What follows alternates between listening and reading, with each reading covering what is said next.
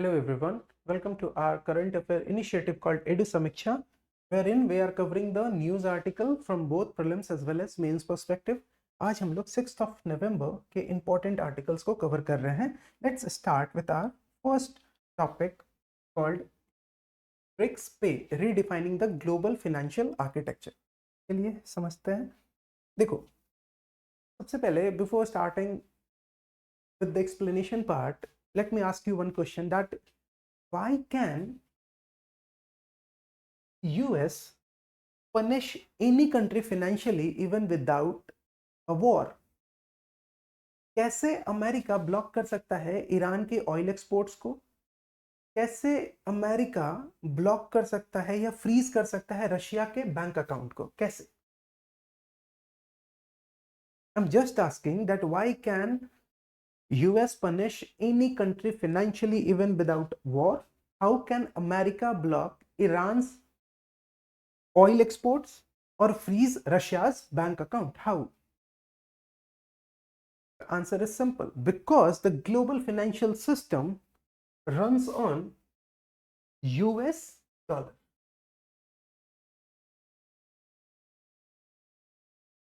Because the global financial system runs on Western control network like SWIFT.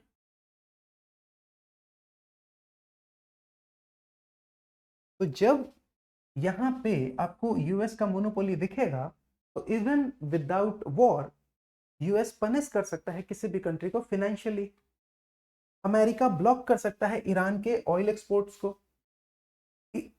America freeze कर सकता है Russia के account को. And so today's class is about how BRICS is trying to break this monopoly of US. तो हमको तो ये बात समझना पड़ेगा कि ये ब्रिक्स क्या है, ये स्विफ्ट क्या है. Let's start with SWIFT. ये स्विफ्ट क्या है? Now SWIFT is the full form is society for world wide interbank financial telecommunication. ये क्या है? एक तरीके का सिक्योर मैसेजिंग नेटवर्क है फॉर बैंक्स. जब ये एक तरीके का क्या है? व्हाट्सएप है. This is just to make you understand the things. ठीक है, ये एक तरीके का व्हाट्सएप है for banks. We have to understand that this SWIFT platform, this is not a payment platform. It does not move money. यहाँ सिर्फ message transfer होते हैं. इसमें अगर आप देखोगे तो this is a network of around 11,000 banks from 200 countries. ठीक है, अराउंड 11,000 बैंक्स है from around 200 countries. Let's suppose if SBI from India wants to send money to a bank in Brazil, so both SBI India, कोई एक bank है Brazil में, तो both bank जो है वो यूज करेंगे क्या? Swift code of communication.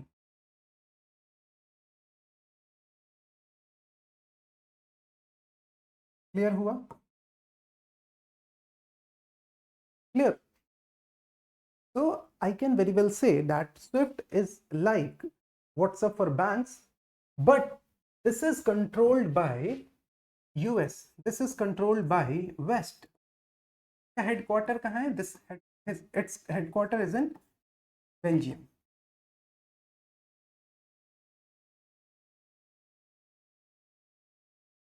Now, how the US uses this SWIFT as a weapon? तो जब भी किसी कंट्री पे यूएस सैंक्शन लगाता है तो वो कंट्री, मान लो ये कंट्री कोई एक कंट्री है, इस कंट्री पे यूएस सैंक्शन लगा रहा है ना, तो इस कंट्री को डी स्विफ्ट कर दिया जाता है. डी स्विफ्टेड. कहने का क्या मतलब है? कहने का मतलब है कि इसको स्विफ्ट नेटवर्क से हटा दिया जाता है। जैसे ईरान को हटा दिया गया था एंड उससे ईरान को लॉस हुआ था अराउंड $100 बिलियन ट्रेड का। रशिया को पार्टली हटाया गया था 2022 में एंड उससे रबल क्रैश कर गया था। नॉर्थ कोरिया को तो खैर फुली ब्लॉक ही कर दिया गया है। ये बता क्या रहा है? This is nothing but, please right this down, this is nothing but weaponisation of finance. कि आप बिना, जो क्वेश्चन से हम स्टार्ट किए थे अपना डिस्कशन, दैट आप बिना युद्ध लड़े आप कैसे किसी कंट्री को तबाह करना चाह रहे हैं। Weaponisation of finance. Even if India wants to trade with Iran, it can't if bank is cut off from SWIFT. तो हम कह सकते हैं ना that US इनडायरेक्टली कंट्रोल कर रहा है इंडिया के ट्रेड को भी, राइट और रॉन्ग? प्रॉब्लम क्या है? एक प्रॉब्लम तो ये भी है कि डॉलर का डोमिनेंस है।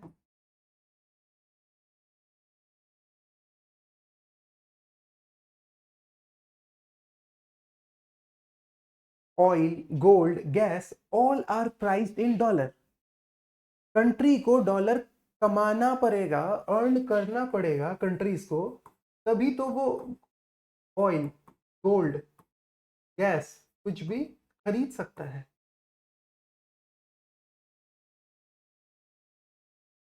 एंड अब कंट्री को अगर डॉलर अर्न करना है, so they depend on western bank, right और रॉन्ग?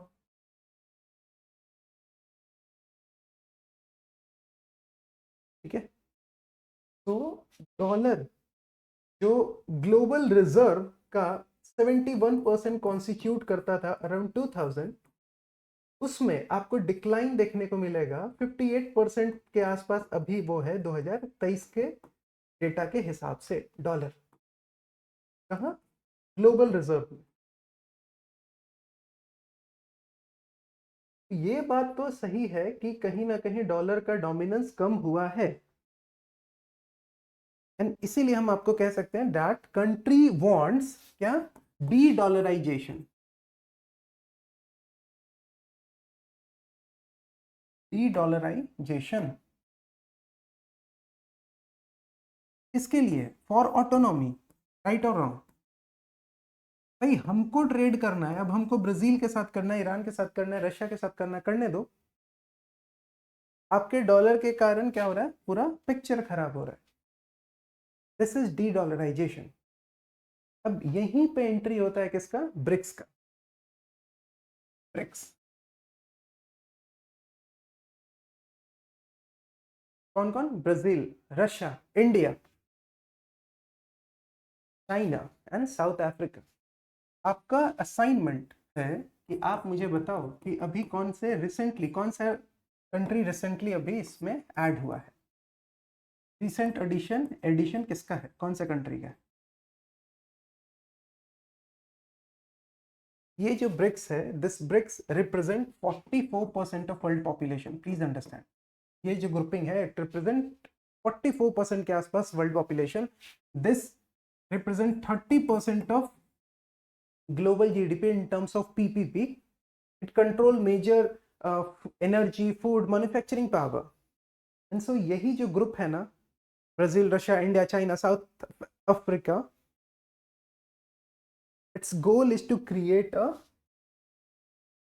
multipolar financial order, जहां पे मल्टीपोलर फाइनेंशियल ऑर्डर, जहां पे किसी भी सिंगल करेंसी का डोमिनेंस ना हो।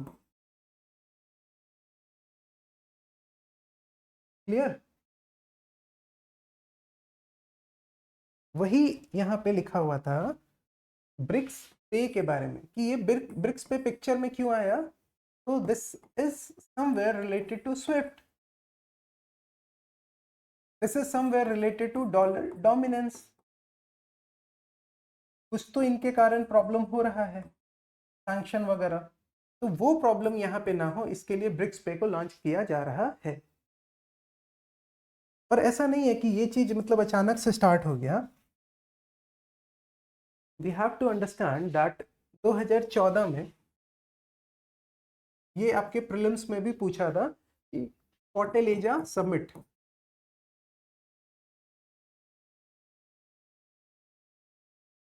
के थ्रू न्यू डेवलपमेंट बैंक को सेटअप किया गया, एस्टेब्लिश किया गया, new development bank. Now your assignment is to let me know इसका हेडक्वार्टर।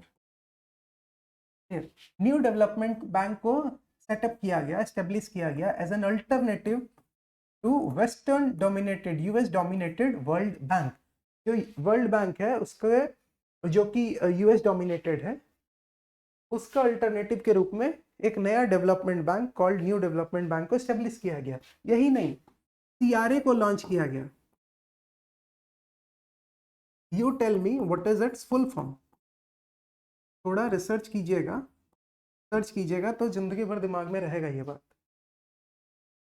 ये सीआरए को लॉन्च किया गया एज एन अल्टरनेटिव टू जो आईएमएफ लोन देता है ना क्राइसिस के टाइम, वैसा एक फैसिलिटी, वैसा एक अरेंजमेंट सीआरए के थ्रू लॉन्च किया गया।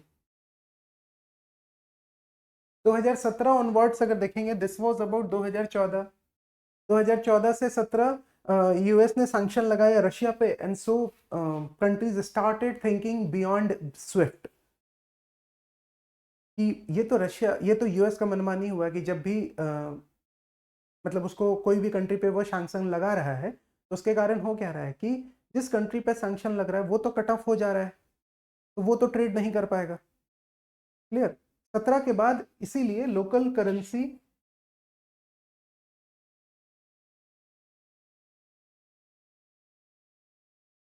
में ट्रेड होना स्टार्ट हुआ, करेंसी स्वैप एग्रीमेंट्स होने लगे।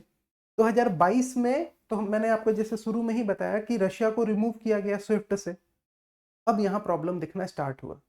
एंड इसीलिए 2024 काजान सबमिट हुआ, वहां पे ब्रिक्स पे प्रोटोटाइप को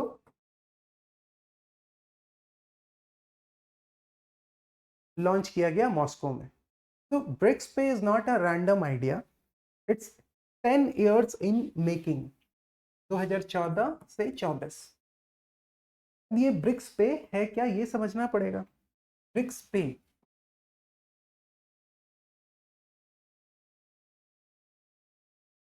it is a digital cross border payment system, जहां पे सेटलमेंट जो होगा वो कैसे होगा, लोकल करेंसी में होगा। स्विफ्ट वाला हिसाब किताब नहीं है। दिस ब्रिक्स पे बाईपासेस स्विफ्ट, दिस ब्रिक्स पे बाईपासेस यूएस डॉलर। क्यों? क्योंकि यहाँ तो लोकल करेंसी में ट्रेड हो रहा है, सेटलमेंट हो रहा है। And this is designed by BPTF, BRICS payment task force. And very important keyword, this is just to promote financial sovereignty, financial sovereignty, ध्यान रखना इस वर्ड को, कीवर्ड को, financial sovereignty। this was just to promote sanction proof trade।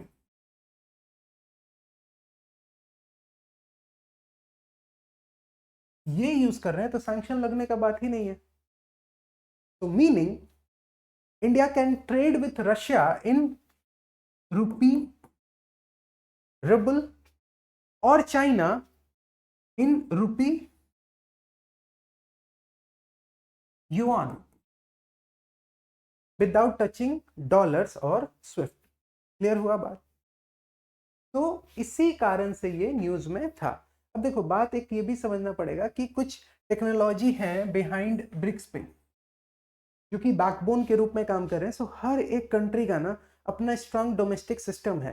For example India का UPI, China का CIPS है, cross border inter bank payment system. Russia का SPFS है, ब्राजील का PIX है, साउथ अफ्रीका का सैमोस है। तो ये जो ब्रिक्स पे है ना, this is integration of all this system, एक नेटवर्क होगा। क्लियर हुआ बात? नाउ तो वही, जैसे UPI is real time low cost, SPFS किसका था? SPFS रशिया का। This is Swift independent. CIPS वो युआन में ग्लोबल ट्रेड को सेटल करता है।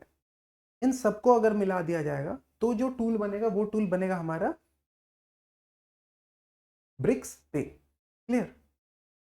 अब यही बात समझना पड़ेगा कि स्विफ्ट पे डिपेंडेंस क्या होगा, कम हो जाएगा, सैंक्शन प्रूफ इकोनॉमी बनेगा, डी डॉलराइजेशन होगा, तो ट्रेड हम लोग डोमेस्टिक करेंसी में कर सकते हैं, चीपर होगा, फास्टर पेमेंट होगा।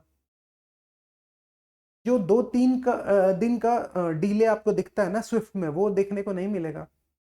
सबसे इंपॉर्टेंट, जियो political assertion.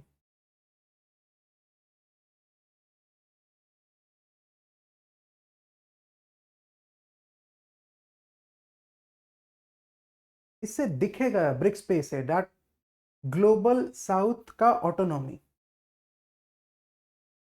Also BRICS pay inspire others like ASEAN, African union, SCO, है ना। एंड ये लोग भी हो सकता है कि फिर इस तरीके के सिमिलर सिस्टम को डेवलप करें या इस तरीके के सिमिलर सिस्टम को ज्वाइन करें। लेकिन ये ठीक है, आइडिया ये फॉर्म में ठीक तो लग रहा है, बट कुछ चैलेंजेस, कुछ कंसर्न है, like no common BRICS currency. क्या करेंसी है कोई भी कॉमन? अभी हमने आपको बताया सब कंट्री का जो भी ब्रिक्स के पार्ट है सबका अपना अपना करेंसी है, तो कोई कॉमन करेंसी तो है नहीं। अगर कॉमन करेंसी कोई होता तो एक बात होता ना। तो अगर कॉमन करेंसी नहीं है तो फॉरेक्स रिस्क है। दूसरा, इंडिया चाइना के बीच में आपको ट्रस्ट डेफिसिट दिखेगा, राइट और wrong? Trust deficit. Brazil, Russia, India, China आया ना, इंडिया चाइना। तो होगा क्या प्रॉब्लम? गवर्नेंस फेलियर हो सकता है। डिफरेंट रेगुलेशंस है, हमने देखा कि कैसे जो हर कंट्री का अपना अपना सिस्टम है उसको इंटीग्रेट करना है ये ब्रिक्स पे में। तो हर कंट्री का तो अपना अपना रेगुलेशन है with respect to KYC, with respect to cyber security. Concern है यूएस का प्रेशर, कि यूएस इसको क्या देख रहा है? As anti dollar move.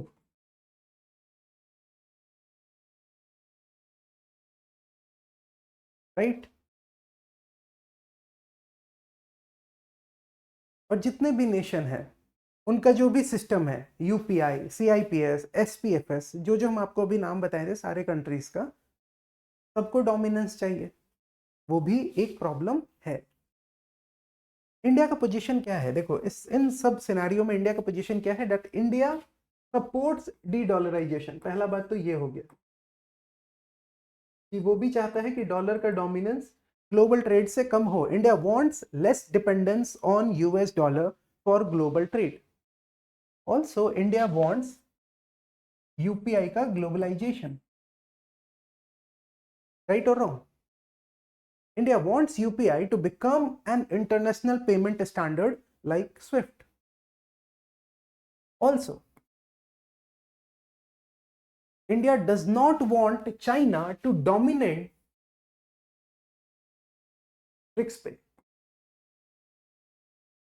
कि ब्रिक्स पे में चाइना का डोमिनेंस ना हो, ये तो ऑब्वियसली इंडिया चाहेगा ही। India wants equal control. उसको, इंडिया को ये बात गवारा ही नहीं होगा कभी कि चाइना लेड सिस्टम बने। और सबसे इंपॉर्टेंट बात, इंडिया का पोजीशन क्या है? तो इंडिया फेवर करता है शेयर्ड गवर्नेंस को। Very important keyword, shared governance. वो ये नहीं कह रहा है कि मेरे कंट्रोल में दे दो। India talks about shared governance. India talks about equal voting.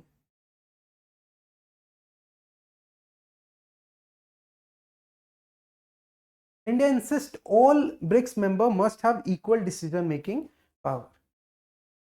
कुछ ग्लोबल इंप्लीकेशंस भी हैं, like weekend dollar monopoly. Global complications क्या है ग्लोबल लेवल पे? पहला, वीकेंड डॉलर मोनोपोली।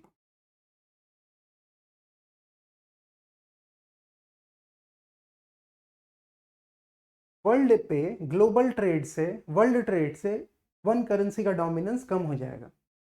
अच्छा बात है। यूएस का सैंक्शन पावर वो भी कम हो जाएगा। यूएस अगर किसी कंट्री को ब्लॉक भी कर रहा है तो स्विफ्ट के कारण ही तो कर रहा था ना, करने दो, फिर भी वो कंट्री ट्रेड कर सकता है ब्रिक्स पे के थ्रू। फायदा ये होगा that it encourages south south trade. Developing country can trade directly in their local currencies. और हो सकता है कि ये सब जब हो तो जो long pending IMF world bank में जो रिफॉर्म्स हैं, ये लोग भी कुछ रिफॉर्म्स करें जो कि डेवलपिंग कंट्रीज के लिए भी फेवरेबल हो। एंड जो बेस्ट पार्ट होगा वो क्या होगा कि this will create multi polarity.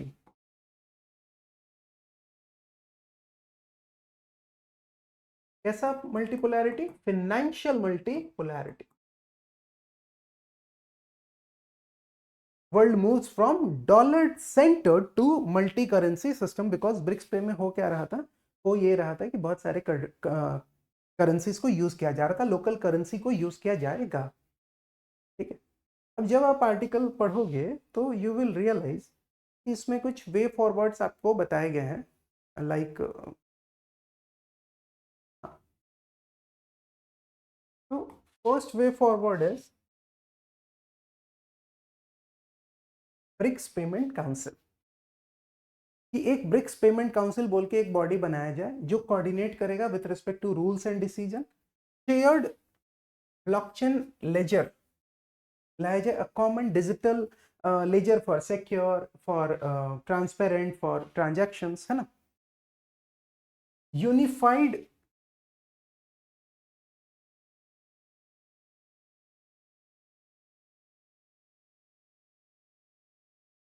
Rules लाए जाए with respect to security, right, cyber security, with respect to KYC, transparent voting हो, डिस्प्यूट रेजोल्यूशन हो, है ना, डिसीजन मेकिंग जो हो that must be fair, not dominated by any single country. तो इस तरीके के कुछ वे फॉरवर्ड से आप आंसर को कंक्लूड भी कर सकते हो, राइट और रॉन्ग। तो एक इंपॉर्टेंट क्वेश्चन है that discuss the potential of BRICS पे in redefining the global financial architecture and promoting a multipolar world economy, highlight the related challenges। तो सबसे पहले बोल रहा है कि ये ब्रिक्स पे का पोटेंशियल क्या क्या है, तो क्या क्या आपको फायदा दिखा, ठीक, बट वो फायदा आपको बताना है कौन से कॉन्टेक्स्ट में, in redefining the global financial architecture and promoting the multipolar world, जहां मल्टीपोलर वर्ल्ड इकोनॉमी, जहां पे एक डॉलर का, एक करेंसी का डोमिनेंस ना हो, एक कंट्री का डोमिनेंस ना हो। साथ ही साथ उसके कुछ चैलेंजेस भी बताने हैं। चैलेंजेस तो हम लोग देखे ही, जैसे वो हर कंट्री का अपना अपना सिस्टम है, वो सिस्टम का वो डोमिनेंस चाहता है, पहला बात। दूसरा, इंडिया चाइना के बीच में ट्रस्ट डेफिसिट है। तो ये सारे पॉइंट्स को लेके आपको आंसर लिखना है इन अराउंड 150 वर्ड्स। ना next topic is next topic is foreign debt inflow fall short despite easier FAR norms. So now we are going to understand that why foreign debt inflows into India are lower than expected, even though government made rules easier for foreign investors. And इस सारे issue को समझने के लिए first of all we have to understand what foreign debt inflow mean. What is this FAR? Why expectation were high? And वो क्यों, जो expectation था कि भाई बहुत सारा बाहर से पैसा आएगा, वो पैसा क्यों नहीं आया? क्लियर? तो let's start.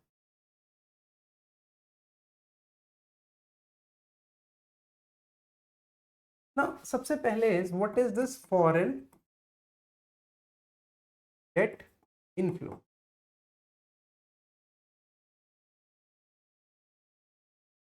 Foreign debt inflow simply means कि पैसा जो है वो फॉरेन इन्वेस्टर्स बाहर से इंडिया में ला रहे हैं। Clear? If this is India तो बाहर से पैसा आ रहा है, फॉरेन इन्वेस्टर्स के थ्रू आ रहा है, बट कैसा? डेट के फॉर्म में, in form of loan, in form of bond. Clear? In simple words, foreigners जो हैं वो पैसा एक तरीके से लोन में दे रहे हैं इंडिया को। कैसे? तो ये लोग पैसा दे रहा है कैश, इसके बदले ये लोग क्या ले रहा है? एक तरीके का गवर्नमेंट सिक्योरिटीज। क्लियर? अब ऐसे समझो ना that if India needs money तो इट कैन इधर borrow from inside the country, कि इंडियंस को वो अपना बॉन्ड बेच दे, या फिर वो बाहर से बॉन्ड खरीद सकता, बाहर बॉन्ड बेच सकता है फॉरेनर्स को, जहां फॉरेनर्स बाई करेंगे। तो जब फॉरेनर्स बॉन्ड को बाई करते हैं उसी को फॉरेन डेट इनफ्लो कहा जाता है। Clear? No, why does India want this money? चाहिए ही पैसा का है। क्यों चाहिए पैसा? Because it helps government borrow at lower cost. ज्यादा लोग खरीदने वाले होंगे तो ऑब्वियसली सस्ता में पड़ेगा वो लोन लेना। This will reduce pressure on banks, bank में प्रेशर कम होगा। Also this will strengthen the rupee, strengthen the rupee. आप बताओ तो ये कैसे हो सकता है? अगर फॉरेन डेट इनफ्लो हो रहा है तो रुपी कैसे स्ट्रेंथन होगा? Can any one of you tell me in the comment box? Clear? So this is foreign debt inflow. Now next thing is what is this? What is this FAR? फिर हम लोग relate करके पढ़ेंगे कि जो article में बताया गया है। FAR, fully accessible route. ये एक तरीके का स्पेशल रूल है जो आरबीआई के द्वारा बनाया गया, गवर्नमेंट के द्वारा बनाया गया, that allows foreign investor to buy some Indian government bond without any restriction, बिना किसी रेस्ट्रिक्शन के। इसीलिए तो बोला जा रहा है ना फुली एसेसिबल रूट। नॉर्मली होता क्या है कि जो फॉरेन इन्वेस्टर्स हैं उनको कुछ लिमिट्स फेस करने होते हैं, लाइक कितना वो पैसा इन्वेस्ट कर सकते हैं, कौन से बॉन्ड में इन्वेस्ट कर सकते हैं, how much money they can take back. लेकिन एफएआर के अंदर ना ये सारा रेस्ट्रिक्शंस वगैरह हटा दिया गया। नाउ तो होना क्या चाहिए था? होना तो ये चाहिए था ना कि फॉरेन इन्वेस्टर्स को फ्रीली इन्वेस्ट करना चाहिए था बहुत सारा पैसा सिलेक्टेड गवर्नमेंट बॉन्ड पे, एंड वो लोग जब चाहते तो वो पैसा लेके चले जाते। यही होना, right? Why did India create this FAR? India ने क्रिएट ही क्यों किया? Because we wanted to attract more foreign money. We wanted to deepen our debt market. Also make sure India gets included in global bond indices.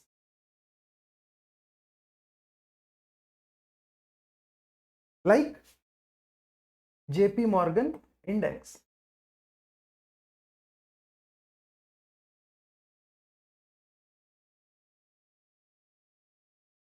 Clear?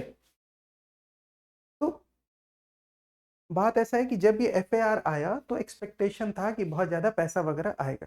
तो 2024 में हुआ क्या? JP Morgan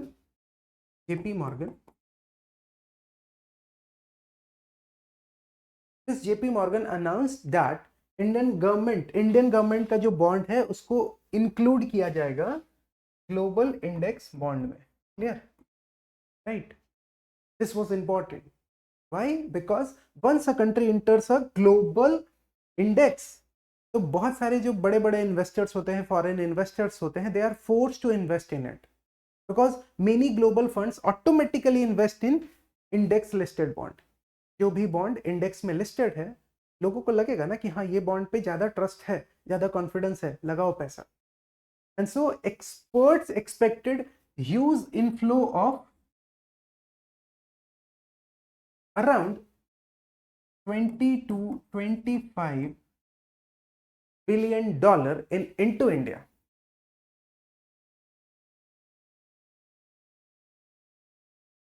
This was expectation. क्यों? क्योंकि JP Morgan ने in government bond को include किया global index bond में, और आरबीआई ने एफएआर लाया, फुली एसेसेबल रूट. एक्सपेक्टेशन तो था कि 20 से 25 बिलियन डॉलर इंडिया में आएगा, लेकिन एक्चुअली हुआ क्या? Only about 7.8 billion dollar he India में आया this year. So the actual inflow was much lower than what was predicted. तब जबकि रूल्स को रिलैक्स किया गया, तब जबकि इंडिया ये इंडेक्स में एंटर कर गया, फिर भी फॉरेन इन्वेस्टर्स ने उतना इन्वेस्ट नहीं किया. ऐसा क्यों हुआ? क्यों हुआ? बिकॉज पहला reason, global uncertainty.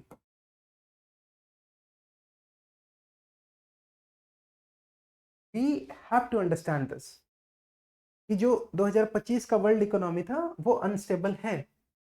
US interest rate fluctuate कर रहा है, जियोपॉलिटिकल टेंशन है, इन्फ्लेशन भी राइज कर रहा है, and in such time foreign investors become very careful. They prefer to invest in safe place, and वो सेफ प्लेस उनको कहाँ लगा? यूएस बॉन्ड में, ना कि कोई इमर्जिंग मार्केट्स लाइक इंडिया के बॉन्ड में. क्लियर हुआ ये बात? दूसरा रीजन इज आरबीआई और गवर्नमेंट दोनों कॉशियस हो गए. Both RBI and government become cautious. जब ये इंडेक्स में इंक्लूजन हुआ, जेपी मॉर्गन वाले इंडेक्स में इंडिया का गवर्नमेंट बॉन्ड इंक्लूड हुआ ना, तो गवर्नमेंट ने रिमूव कर दिया 14 year 30 year long term bond को from FAR.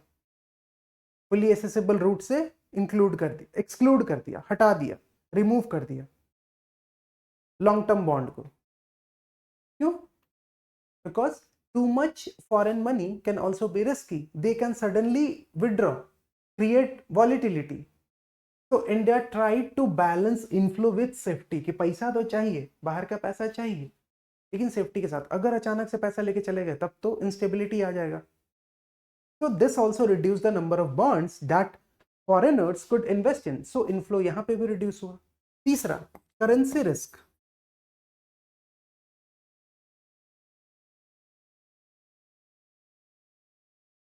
If a foreign investor, please understand, if a foreign investor earn 7% मान लो इंडियन बॉन्ड से वो अर्न कर रहा है, एंड रुपी जो है वो फॉल कर जाता है बाई 2%, रुपी फॉल कर जाता है बाई 5%, तो 7% वो अर्न कर रहा है फॉरेन बॉन्ड, इंडियन बॉन्ड से, एंड रुपी जो है वो गिर जाता है 5% से, तो उसका रियल प्रॉफिट तो सिर्फ 2% ही रह गया.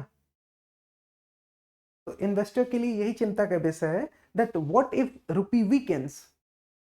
That uncertainty makes them slow to invest. So एक करेंसी रिस्क का भी फैक्टर था.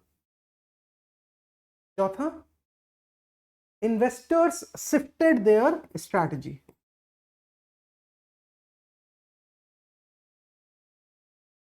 दो 2024 में क्या हुआ? FPI heavily invested in Indian debt, लेकिन 2025 में many of them are pulling money out of Indian equity and they become very selective in debt. They are playing safe globally instead of making long-term big bets.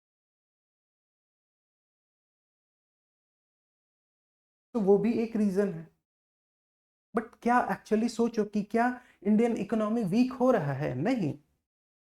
Actually last class में भी हमने देखा था कि क्यों foreign investors Indian bank में invest करना चाह रहे. वहां पे भी हमने देखा था कि actually India is doing well compare to many other countries.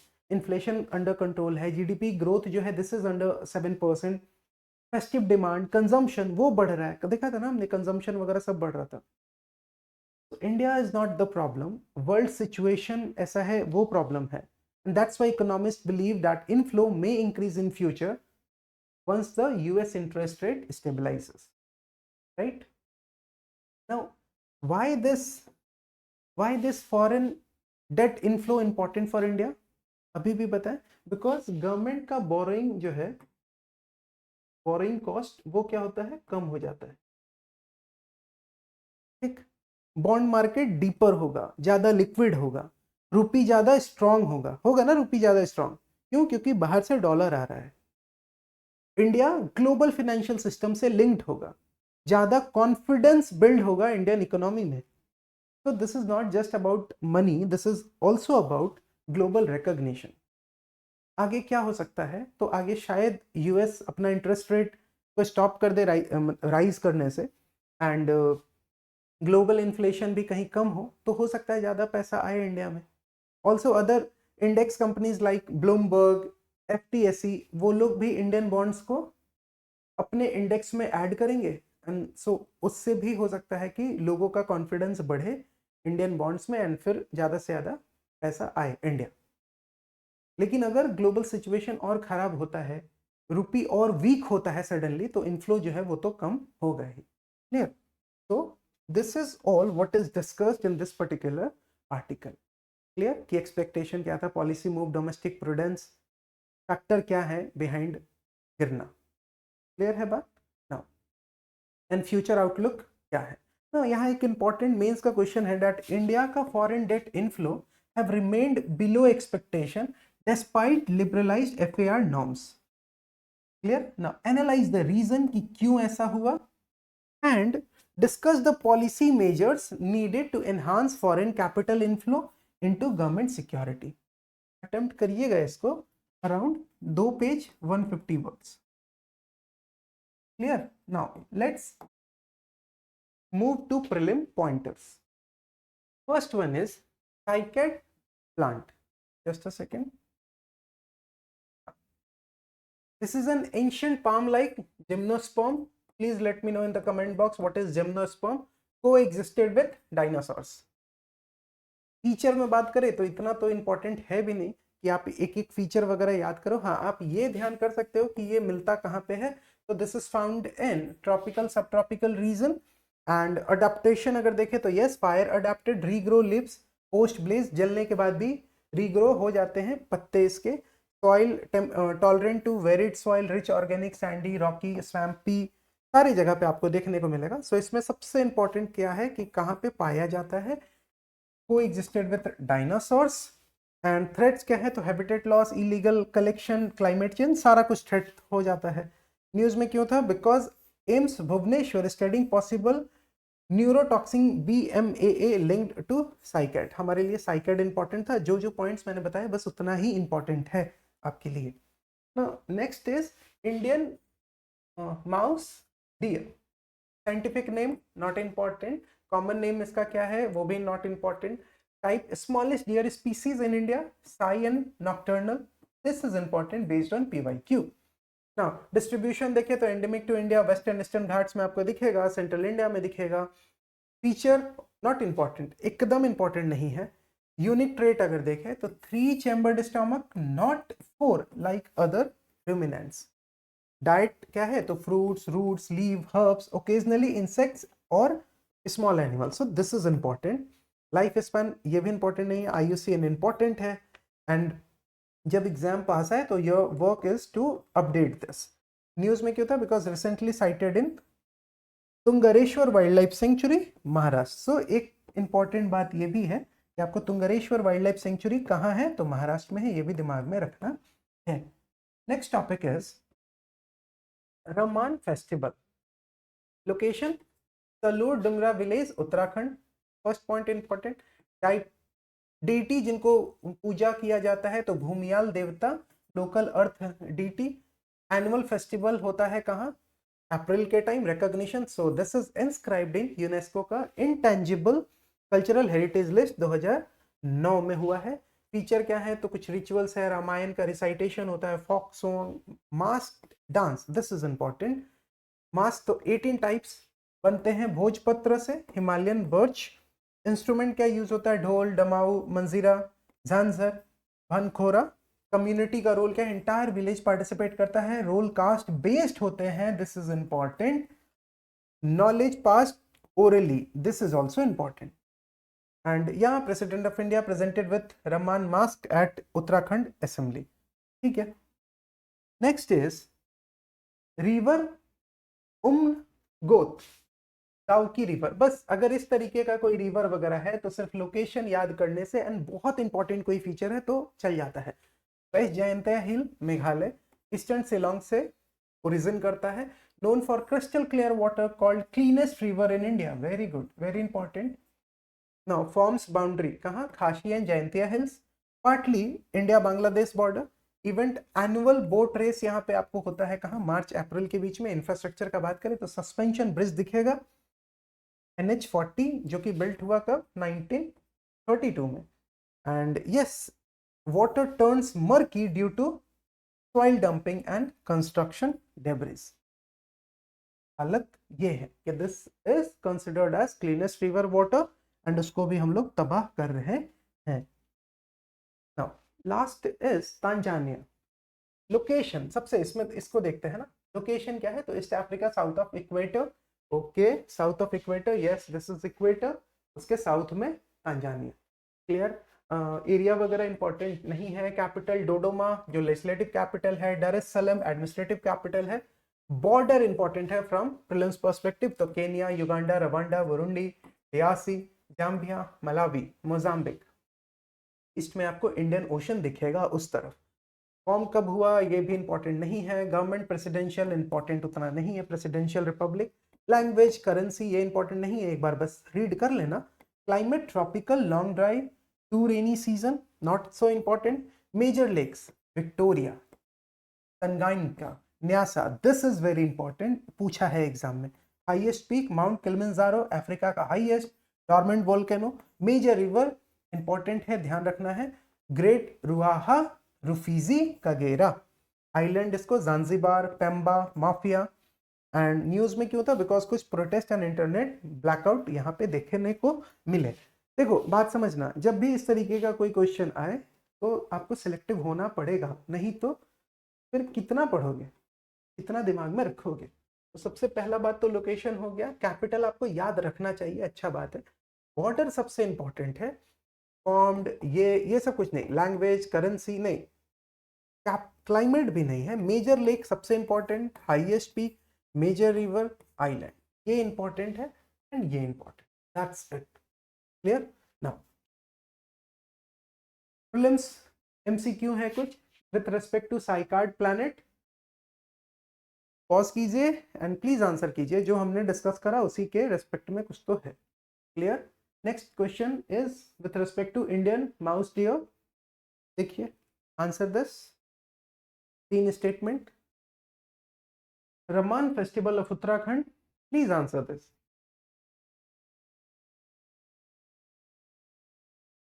उम्नगोट river, हमने पढ़ा इसके बारे में अभी जस्ट, देखिए।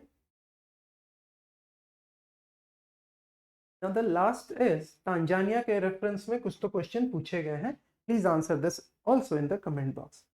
So I hope you enjoyed the session, you learned a lot from this particular session. मैंने साथ साथ ये भी आपको बताया कि प्रीलिम पॉइंटर्स अगर हैं जहाँ पे आपको ये सेग्रीगेट करने में दिक्कत हो रहा है कि क्या पढ़ना है क्या नहीं पढ़ना है, तो ध्यान रखो, अपना हमेशा कॉम्पास अपने लिए हमेशा डायरेक्शन का काम करेगा PYQ। जो पॉइंट्स मैंने with respect to Tanzania and other prelims pointers बताए हैं, वही पॉइंट को दिमाग में रखना है। क्लियर, उसको ही बार बार रिवाइज करना है। तो that's all for this video, thank you so much, जय हिंद।